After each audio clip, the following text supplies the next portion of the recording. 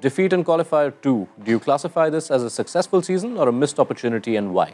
Mumbai will be pleased to certainly reach the finals and have a better season than what they certainly had last season, because we've got to remember they were last season. So it's been a good season, but in their eyes, they'll be thinking this is not enough, this is modest, because they have very high expectations. I think it's a mixed bag because MI finished 10th last year. They've gotten to the playoffs this year, won the first eliminator, went to the qualifier. So that's one box ticked. But with the lofty standards they set for themselves, they would have been happy with at least a final.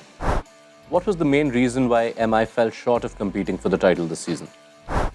I think the main reason they fell short was you only have to look at the first quarter of the tournament, and they just didn't get any sort of momentum early on. They lost too many games, and it was always going to be a battle to qualify. It was always going to be impossible to find themselves into position 1 or 2. I would just put it down to the last game. Yeah, a lot happens before that. Yes, they would have liked to have started off well, but I think in the last game they just got their bowling plans wrong on a wicket where they had enough runs. Is there a big name player they could be looking to release? I don't think Mumbai will be looking to make any drastic changes, because I think their squad is outstanding, both internationally and on a domestic front. It's hard to beat, and that's probably why that Mumbai fans and Mumbai itself are probably disappointed with this season.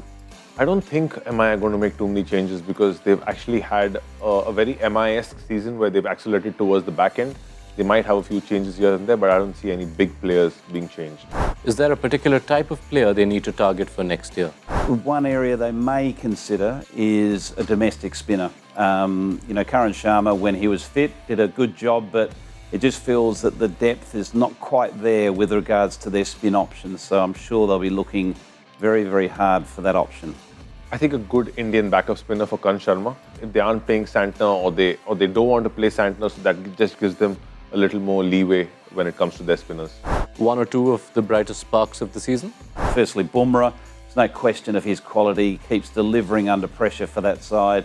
And Suryakumar Yadav, had an outstanding season. I think this was his highest run-scoring season in the IPL, and he always stepped up. I would say Bumrah, that would be a cliche. So I would actually go Namandeer. Namandeer really played some very crucial knocks, and Surya as usual. One player who didn't quite live up to expectations. A couple of players that had modest seasons for their standards was Deepak Chahar with a new ball. Obviously, he was injured towards the back end. And Tilak Verma, someone of his quality, didn't quite have the consistency and the run scoring that you'd expect off his blade. Deepak Chahar had modest returns this season, and for the price tag they paid for him, they would have liked a few more wickets. And also, unfair to him because he got a bit injured towards the end as well.